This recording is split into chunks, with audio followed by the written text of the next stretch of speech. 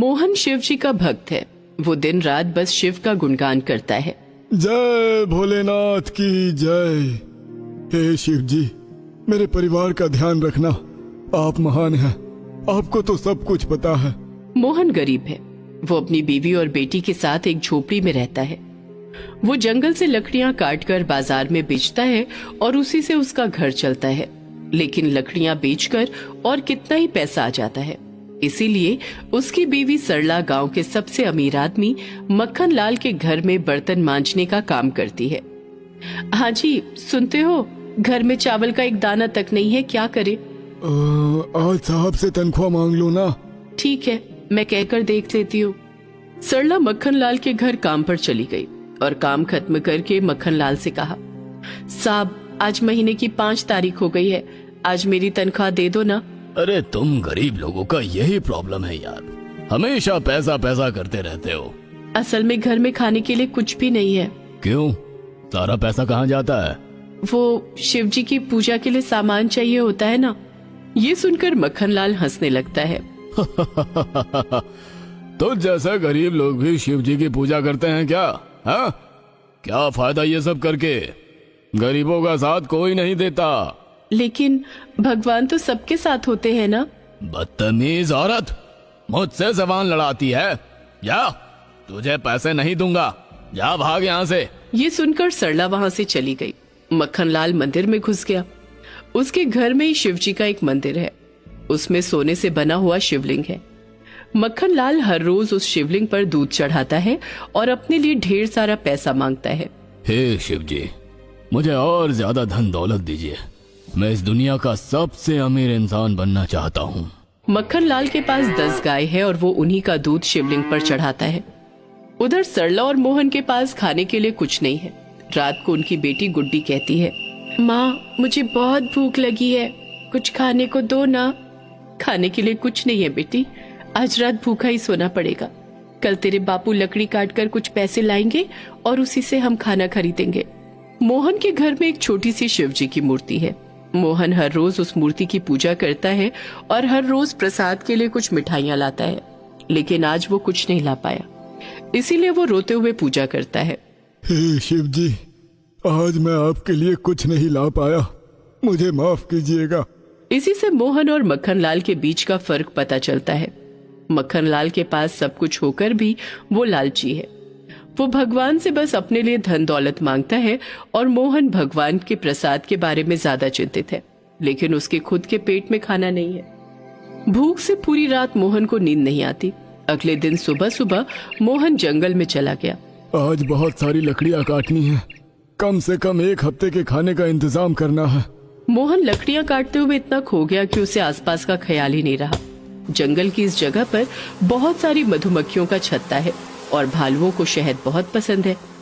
आज भी एक भालू आया और मोहन को यहाँ पेड़ काटते हुए देखा और वो गुस्सा हो गया और जोर जोर से चिल्लाने लगा। भालू की आवाज सुनकर मोहन डर गया। अरे बाप रे, भालू, बचाओ बचाओ। मोहन दौड़ने लगा। भालू भी उसके पीछे पीछे दौड़ने लगा और भाग दौड़ में मोहन एक खाई में गिर गया। उसका पैर टूट गया। वो उस खाई से उठ ही नहीं पाया। वो भालू तो चला गया, लेकिन मोहन उस खाई में ही पड़ा रहा। उधर शाम हो गई। सरला की बेटी गुड्डी हाथ में प्लेट लेकर घर में बैठी हुई है। माँ, बापू कब आएंगे खाना लेकर? मैंने कल से कुछ नहीं खाया, मुझे भूख लगी है। वही तो, इतनी देर क्यों हो रही है? कुछ तो गड़बड़ है। सरला गुड्डी को घर में रखकर मोहन की खोज में जंगल चली गई। इधर उधर ढूंढते ढूंढते उसे खाई में मोहन दिखा। सरला घबरा गई। ये क्या हुआ आपको? कैसे हुआ? सरला ने बहुत मुश्किल से मोहन को खाई से ऊपर उठाया और उसके बाद मोहन ने भालू के अटैक के बारे में बताया। मुझे माफ करना सरला, आज कहाँ मैं खाना लेकर घर लौटने वाला था और देखो ये क्या हो गया। आप ऐसा मत बोलिए, चलिए आपको अस्पताल लेकर चलती हूँ। सरला मोहन को अस्पताल ले गई। डॉक्टर साहब ने कहा, देखिए इनका दाहिना पैर टूट गया है, अभी ऑपरेशन करना होगा, 1 लाख रुपए लगेंगे। यहाँ खाने के पैसे नहीं है डॉक्टर साहब, 1 लाख रुपए कहाँ से लाऊंगी? तो फिर मैं कुछ नहीं कर सकता, अब सब कुछ भगवान के भरोसे है, उन्हीं को बुलाइए। सरला मोहन को लेकर घर चली गई। मोहन ने कहा, चिंता मत करो सरला, शिव जी सब कुछ ठीक कर देंगे। जय भोलेनाथ। अगले दिन सरला मक्खन लाल के घर में काम करने गई और काम करते हुए सरला का हाथ एक फूलदानी में लग गया और फूलदानी नीचे गिरकर टूट गई। मक्खन लाल गुस्सा हो गया। इतनी महंगी फूलदानी तोड़ दी, तुझे पता है इसकी कीमत कितनी थी? जा, भाग जा यहाँ से, तुझे अगले 2 महीने तनख्वाह नहीं मिलेगी। सरला ने मक्खन लाल के पैर पकड़ लिए। नहीं साहब, ऐसा मत कीजिए, मुझे पैसों की सख्त जरूरत है। करम जली, तुझे एक भी पैसा नहीं मिलेगा। ये बोलकर मक्खन लाल ने सरला को एक लात मारा। सरला जमीन पर गिर पड़ी। मक्खन लाल नहा धोकर शिव जी की पूजा करने में लग गया। हिमालय में भगवान शंकर के पास देवी पार्वती बैठी हुई थी। उन्होंने शिव जी से कहा, हे महादेव, मक्खन लाल भी आपकी पूजा करता है, उस तरफ मोहन और सरला भी आपकी पूजा करते हैं। इन दोनों में से आपका सच्चा भक्त कौन है? इन दोनों में से किसको आपकी कृपा मिलेगी? हे पार्वती, तुम चिंता मत करो, मैं इन दोनों की परीक्षा लूंगा, उसके बाद ही इस बात का पता चलेगा कि इनमें से मेरा सच्चा भक्त कौन है। कुछ दिन बाद महाशिवरात्रि है, उसी दिन इस बात का फैसला होगा। उधर धरती पर दिन बीतते गए। मोहन, सरला और गुड्डी भूखे रहकर दिन बिताने लगे। ऐसे ही महाशिवरात्रि से पहले वाला दिन आ गया।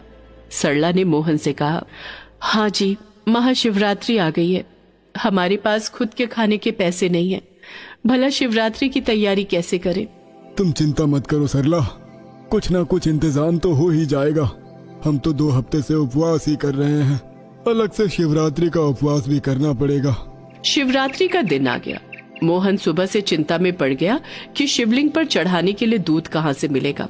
दूध चढ़ाए बिना शिवरात्रि कैसे मनाएंगे? नहीं नहीं, कुछ तो इंतजाम करना ही होगा।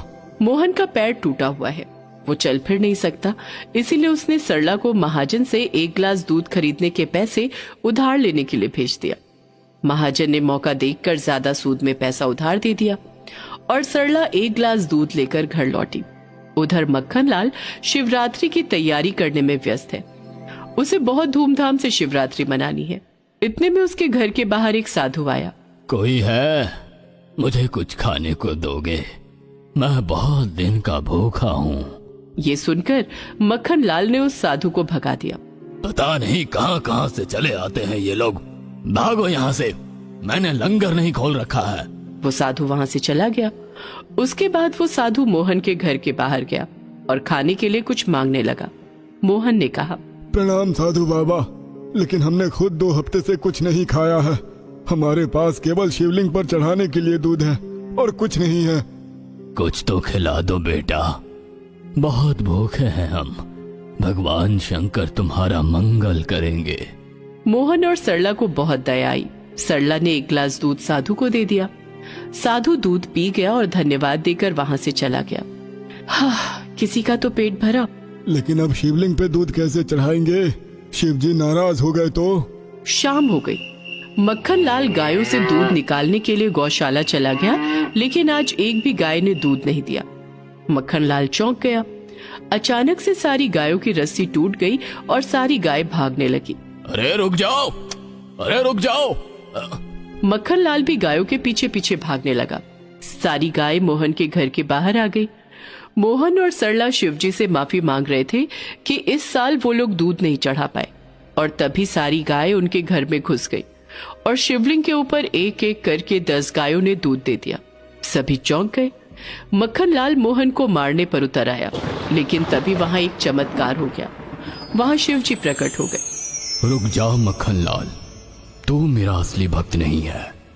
मैं स्वयं साधु का वेश लेकर तेरे पास गया था खाना मांगने, लेकिन तूने मुझे भगा दिया।